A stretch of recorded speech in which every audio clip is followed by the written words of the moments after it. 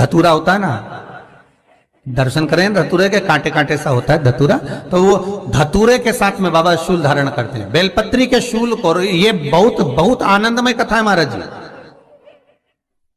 जिसके जीवन में हमेशा कांटे ही मिले हैं, बेटी बड़ी हुई तो घर में मायके में दुख देखा, और मायके से गई ससुराल में तो ससुराल में दुख देखा, ससुराल में भी दुख देखने के बाद में भी पति को बहुत कुछ काम खुलवाया। जो धतूरा होता है ना, दर्शन करें धतूरे के, कांटे कांटे सा होता है धतूरा, तो वो धतूरे के साथ में बाबा शूल धारण करते हैं, बेलपत्री के शूल को। ये बहुत बहुत आनंदमय कथा है महाराज जी।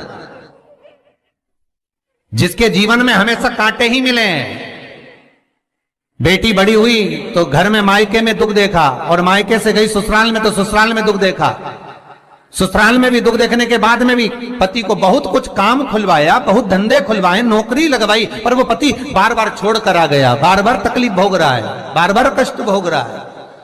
फिर थोड़े दिन काम करता है, थोड़े दिन छूट जाता है, फिर व्यापार में बढ़ता है, फिर छूट जाता है, फिर कोई दुकान खुलवाई, थोड़े दिन अच्छी चली, फिर वापस वहीं घर पर आकर बैठ गया, अर्थात उसके जीवन में वो शूलता चल रही है। तो बाबा देवाधिदेव महादेव कहते हैं, ये 3 घड़ी 3 पल 3 नक्षत्र 3 समय 3 दिन में जो शूल मुझे समर्पित करता है, उसके जीवन से मैं शूल हटा देता हूं। वो 3 दिन लिखे स्कंद पुराण में।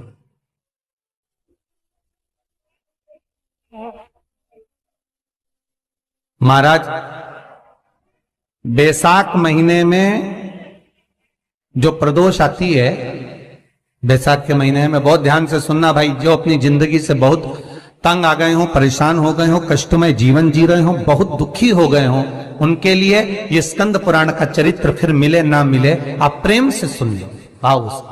पहला, बैसाख महीने की प्रदोष, चाहे वो शनिचरी प्रदोष हो, चाहे रविवार की हो, सोमवार की हो, मंगल की हो, बुधवार की हो, गुरुवार की हो, शुक्रवार की हो, शनिवार की हो, कोई भी वार की हो, पर बैसाख महीने की प्रदोष, प्रदोष काल में शाम का समय सूर्य डूब रहा हो, बस डूबा ही हो, और उस समय पर सूर्य के डूबन के तुरंत बाद बाबा को धतूरे के साथ में बेलपत्री ना चढ़ाते हुए, बेलपत्री के वृक्ष के 7 कांटे बाबा के शिवलिंग पर समर्पित करे जाते हैं महाराज, अपनी जिंदगी में अड़चनों को हटाने के लिए। फिर आप जिस व्यापार में उतरे, जिस व्यवसाय में उतरे, जिस नौकरी में उतरे, आप दिल से करें, आपको तरक्की मिलेगी। आप हार नहीं सकते, नीचे नहीं आ सकते, उन्नति पर ही चढ़ेंगे। एक वैशाख मास की प्रदोष, दूसरा शिवरात्रि के दिन मध्याह्न का समय। महाराज जो बड़ी शिवरात्रि होती है माघ की, बड़ी शिवरात्रि के अंतर्गत मध्याह्न का समय, दोपहर के ठीक 12 बजे, चाहे फिर वो कोई भी दिन हो महाराज, शिवरात्रि जिस दिन पड़ रही हो,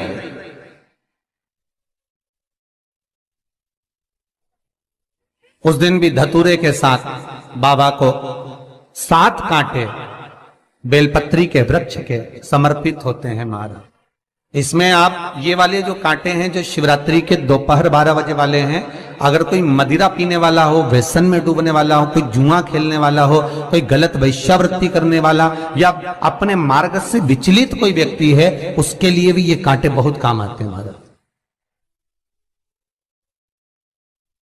दूसरा, पार्वती तेरे द्वारा तेरे नयन अश्रु से जो प्रगटा हुआ बेल का वृक्ष है,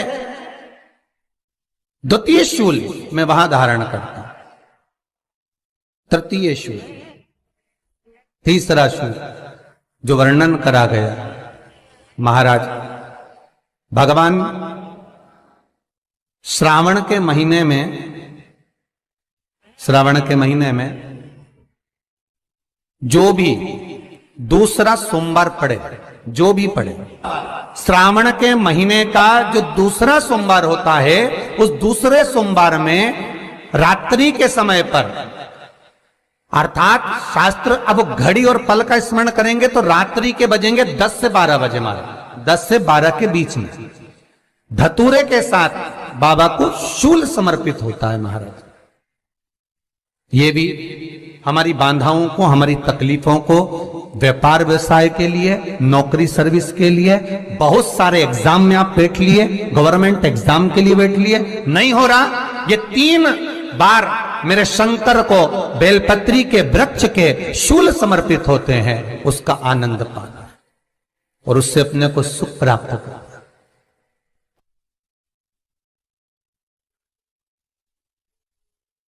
कि बाबा भोलेनाथ जी के नयन अश्रु से जो प्रकट हुआ वो रुद्राक्ष का पौधा है, माता पार्वती के नयन अश्रु से जो प्रकट हुआ वो बेलपत्री का पौधा है, और उमा और महेश, जिस महेश के वंशज है महेश्वरी, जिनकी 12 खाम प्रगटी है भगवान महेश के द्वारा,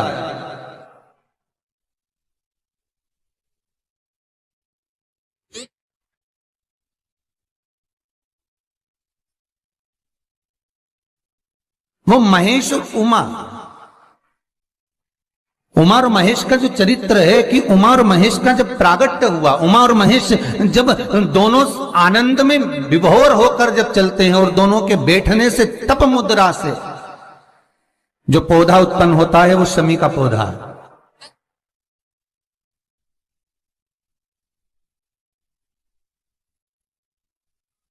शमी का पौधा। तो एक बात ध्यान रखिए, शिव जी के द्वारा जो निर्मित हुआ उसमें कोई शूल नहीं है, उसमें कोई कांटे नहीं है। पार्वती के द्वारा जो निर्मित हुआ बेलपत्री का पौधा, उसमें कांटे हैं, और पार्वती के मिलन से भी जो उत्पन्न हुआ है शंकर के साथ में, उसमें भी कांटे हैं। शमी के पौधे में भी कांटे हैं, शमी के वृक्ष में भी कांटे हैं।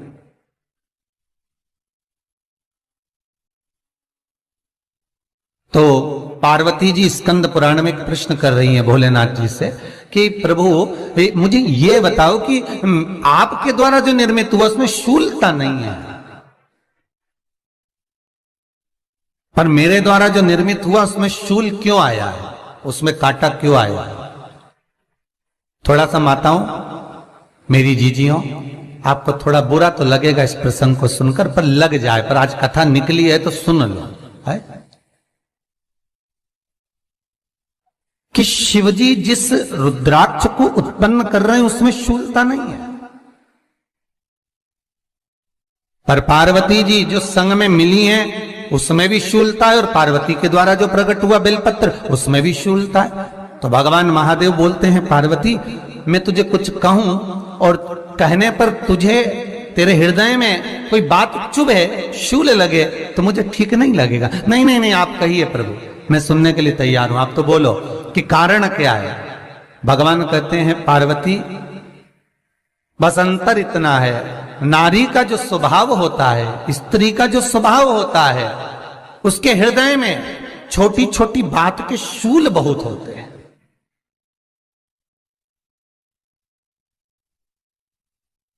जेठानी ने ये कह दिया, देवरानी ने ये कह दिया, तुम्हारी मम्मी ये बोल दी, तुम्हारे पापा ने ये कह दिया, तुम्हारी बहनों ने ये कह दिया, तुम्हारे भाई ने ये कह दिया, तुम्हारे रिश्तेदार ने ये बोल दिया। ये नारी के भीतर ये शूलता रहती है। तो पार्वती जी बोली कि जितना तप आपने करा उतना तप मैंने करा, और जितनी साधना आपने करी उतनी साधना मैंने करी, और जितना आराधना दिल से आपने करी उतनी आराधना दिल से मैंने करी, फिर इसमें शूलता कहां से आ गई?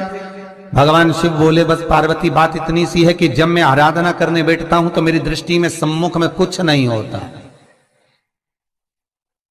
जब मैं आराधना करने बैठता हूं तो मेरी दृष्टि में, मेरे सम्मुख में कुछ नहीं होता कि कौन ने क्या करा है, कौन ने क्या बोला है, कौन क्या कर रहा है, उससे मुझे मतलब नहीं होता, उससे मुझे कोई मतलब नहीं। पर पार्वती जब तू आराधना करने भी बैठती है ना, तो तेरी चित्त वृत्ति में कहीं ना कहीं किसी ना किसी रूप में कोई शूल आ ही जाता है।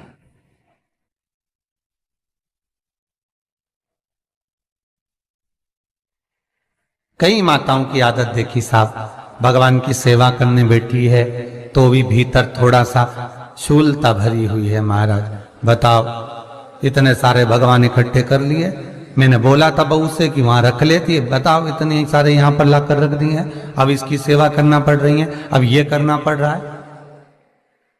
प्रसाद लेने के लिए रसोई घर में गई, भगवान का भोग लगाने के लिए, तो उसमें भी शूलता आ गई। इतने घंटों से मैं सामान ढूंढ रही, फ्रिज में मिल ही नहीं रहा, मैंने रख के गई थी, भगवान जाने कहां चले गए। भगवानों को वस्त्र पहना रही है तो शूलता है। अलमारी का ड्रॉज खोला, इसमें मैंने सामान रखा था, ना जाने भगवान का श्रृंगार कहां चले गया, कौन ने हाथ लगाया, फिर शूलता आ गई। भोजन करने बैठे तो शूलता है, कोई कार्य के लिए जा रहे हो तो शूलता है। अर्थात कहीं ना कहीं नारी के जीवन में शूलता बनी हुई है। और पार्वती, जब तुम भजन करो, तप करो, साधना करो, भक्ति करो, उसमें शूलता नहीं होना चाहिए।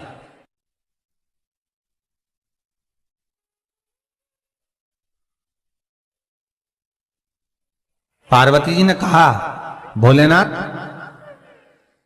तो क्या आप मुझे स्वीकार नहीं करेंगे बेलपत्री के रूप में? क्या मुझे स्वीकार नहीं करेंगे शमी पत्र के रूप में?